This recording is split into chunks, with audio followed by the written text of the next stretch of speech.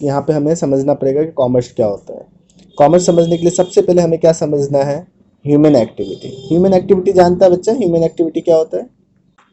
Human जितनी भी activity करता है वो सारी एक्टिविटी क्या कहलाएगी? ह्यूमन एक्टिविटी, है ना।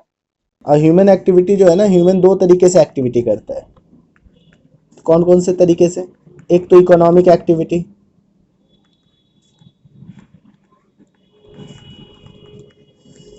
एक नॉन इकोनॉमिक एक्टिविटी।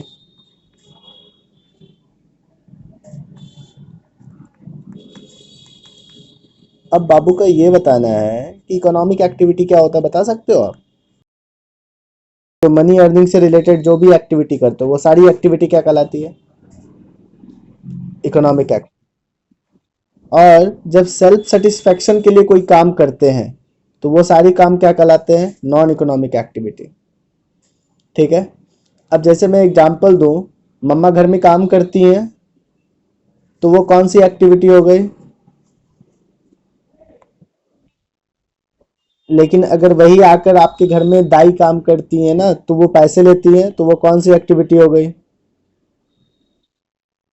हम लोग क्रिकेट खेलते हैं, तो क्रिकेट खेलते हैं तो कौन सी एक्टिविटी हो गई बच्चे की? लेकिन इंडियन टीम क्रिकेट खेलता है तो इकोनॉमिक एक्टिविटी, है ना। तो आप अच्छे से समझ रहे हो कि इकोनॉमिक एक्टिविटी क्या होता है, नॉन इकोनॉमिक एक्टिविटी क्या होता है। अब हम लोग देखते हैं क्या बच्चे का, इकोनॉमिक एक्टिविटी को तीन भाग में डिवाइड किया गया है। पहला होता है बाबू का बिजनेस,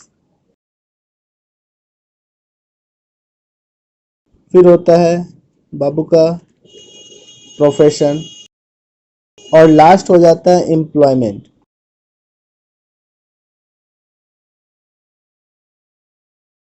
क्लियर है?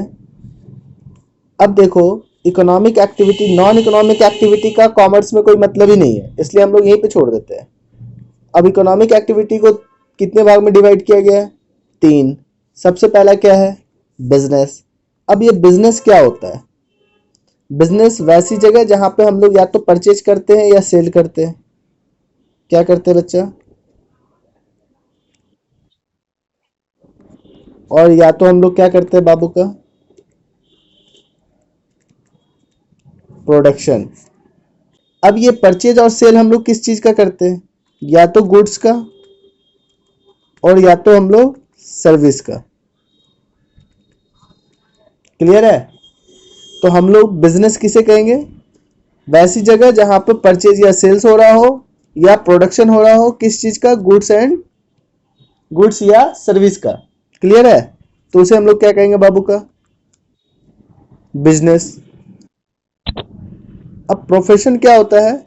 जब बच्चा है ना, किसी स्पेशल नॉलेज का यूज करके आप अर्निंग करने की कोशिश करते हो, तो वो क्या कहलाता है बाबू का?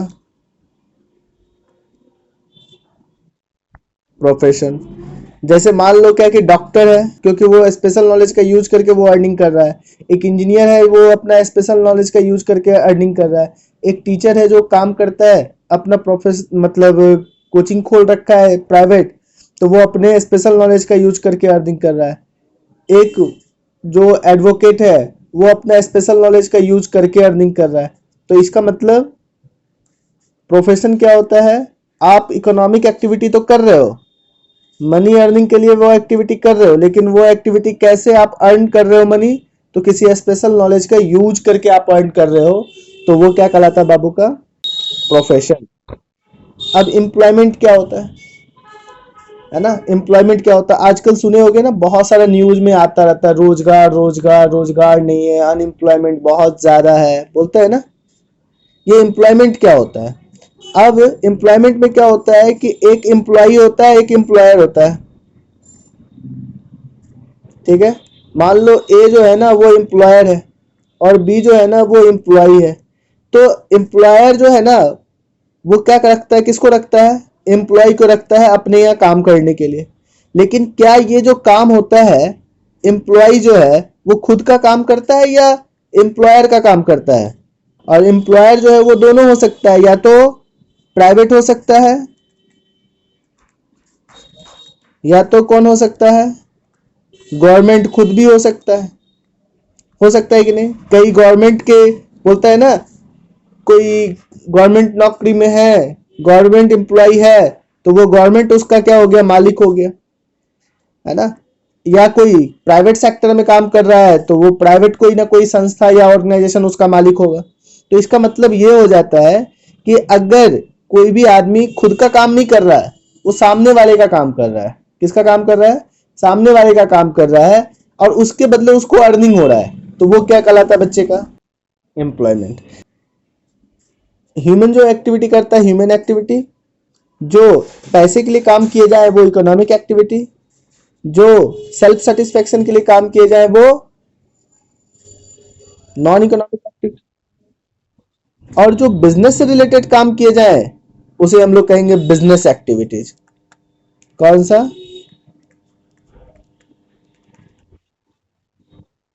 मतलब बिजनेस में जो भी काम किए जाएंगे उसको बिजनेस एक्टिविटीज कहेंगे।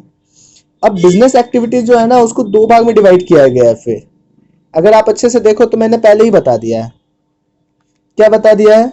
एक तो हमने खरीदना बेचना है, और एक हमें क्या करना है? प्रोडक्शन। तो प्रोडक्शन जहां बच्चा करता है ना, वो क्या कहलाता है? वो जगह कहलाता है बच्चे का इंडस्ट्री। वैसे जगह जहां पे प्रोडक्शन वर्क चलता है वो सारा जगह क्या कहलाएगा बाबू का? इंडस्ट्री। जहां पर, हाँ, जहां पर भी मैन्युफैक्चरिंग या प्रोडक्शन हो रहा है वो सारी जगह इंडस्ट्री कहलाएंगे। और फिर अगला जो आ जाता है वो आ जाता है सेकेंड पार्ट इसका, वो आ जाता है कॉमर्स। अब हम लोग कॉमर्स पे पहुंच गए, ध्यान से देखो। अच्छा बताओ, इंडस्ट्री में जो भी सामानें बनती है वो किसके लिए बनती है, जल्दी बता दो तो। अच्छा बताओ, एक चाय की दुकान वाला चाय का दुकान खोल रखा है, आप चाय पीते हो? नहीं पीते हो। अब मैं बोलूंगा क्या कि नहीं, आप चाय की दुकान के पास चले जाओ चाय पीने के लिए, तो आप बोलोगे नहीं पीऊंगा, नहीं पीऊंगी। तो इसका मतलब क्या हो रहा है कि वो चाय का दुकान खोल रखा है, लेकिन आपके लिए खोल रखा है क्या? तो इसका मतलब किसके लिए खोल रखा है बच्चे का? कस्टमर के लिए। किसके लिए खोल रखा है बच्चा? कंज्यूमर, कस्टमर के लिए, है ना बच्चा? तो जो भी प्रोड्यूसर, कोई भी प्रोड्यूसर इंडस्ट्री में किसी प्रोडक्ट का प्रोडक्शन कर रहा है, तो वो क्या सारा प्रोडक्शन किया हुआ प्रोडक्ट हम लोग यूज करते हैं क्या? नहीं। जो उसके ग्राहक होते हैं वही करते हैं, जो उसके प्रोड्यूसर मतलब जो कंज्यूमर होते हैं वही यूज करते हैं। इसका मतलब वो इंडस्ट्री में जो भी सामानें बन रही है वो किसके लिए बन रही है? कस्टमर के लिए। और कस्टमर तक कैसे पहुंचता है बच्चा, जल्दी बता दो तो। कस्टमर तक जो पहुंचता है ना, वो होलसेलर से कैसे पहुंचता है? रिटेलर के पास। और फिर बच्चे का रिटेलर से किसके पास पहुंचता है बाबू का? हम लोग के पास। लेकिन जानते हो, इंडस्ट्री से होलसेलर के पास, होलसेलर से रिटेलर के पास, और रिटेलर से हमारे पास पहुंचने तक में भी और भी चीजें यूज होती है। होलसेलर रिटेलर तो हेल्प कर ही रहा है, और साथ ही साथ कौन करता है? ट्रांसपोर्टेशन। अगर ट्रांसपोर्ट ना रहे तो हम तक सामान पहुंचेगा ही नहीं। तो वो सारे हेल्पिंग एलिमेंट्स जो इंडस्ट्री के प्रोडक्ट को कस्टमर तक पहुंचाने में जो भी चीजें हेल्प करती, वो सारे हेल्पिंग एलिमेंट्स, जो जैसे होलसेलर हो गया, रिटेलर हो गया, ट्रांसपोर्ट हो गया, ये सारी चीजें क्या कहलाएगी बच्चे की? कॉमर्स। बात आ रहा है समझ में? तो इंडस्ट्रीज के प्रोडक्ट को कस्टमर तक पहुंचाने में जो भी चीजें हेल्प करती है वो सारी चीजें क्या कहलाती है बाबू की? कॉमर्स। अब बच्चे को कॉमर्स तो मालूम हो गया कि कॉमर्स होता क्या है। अब हम लोग है ना, जो हम लोग 11th 12th में हम लोग पढ़ेंगे, कॉमर्स हम लोग ले रखे हैं, कॉमर्स में हमें पढ़ना क्या क्या है इस चीज को भी ध्यान देना है हमें। तो ध्यान देना क्या है बच्चे का? अब ये जितने भी इकोनॉमिक एक्टिविटी होते हैं, कॉमर्स में तो इकोनॉमिक एक्टिविटी होता है, बिजनेस एक्टिविटी होता है। तो जितने भी इकोनॉमिक एक्टिविटी होते हैं या बिजनेस एक्टिविटी होते हैं, उन सारे बिजनेस एक्टिविटी को आपको रिटेन रिकॉर्डिंग आप रखते हो। क्या रखते हो, कैसे रखते हो? उसका रिटेन रिकॉर्डिंग रखते हो। और जिन्हीं चीज़ों का रिटर्न रिकॉर्डिंग रखते हो और रिटर्न रिकॉर्डिंग रखने के जो तरीके होते हैं, उन सारी चीज़ों को जो हम लोग जहाँ पे पढ़ते हैं वो क्या कहलाता है बाबू का? अकाउंटेंसी। क्लियर है? जब हम लोग इसका थ्योरेटिकल नॉलेज लेते हैं, किसका? कॉमर्स के बारे में, इकोनॉमिक एक्टिविटी के बारे में, बिजनेस एक्टिविटी के बारे में, तो वो क्या हो जाएगा बाबू का? बिजनेस स्टडीज, जो आपको मैं बोला था पढ़ना है। और जब कॉमर्स के बारे में या इकोनॉमिक एक्टिविटी के बारे में हम लोग डीप एनालिसिस करते हैं, उसके बारे में ज़्यादा गहराई तक हम लोग जानने की कोशिश करते हैं, है ना, डीप स्टडी करते हैं, एनालाइज करने की कोशिश करते हैं, तो उसको हम लोग कहाँ पे पढ़ते हैं? हम लोग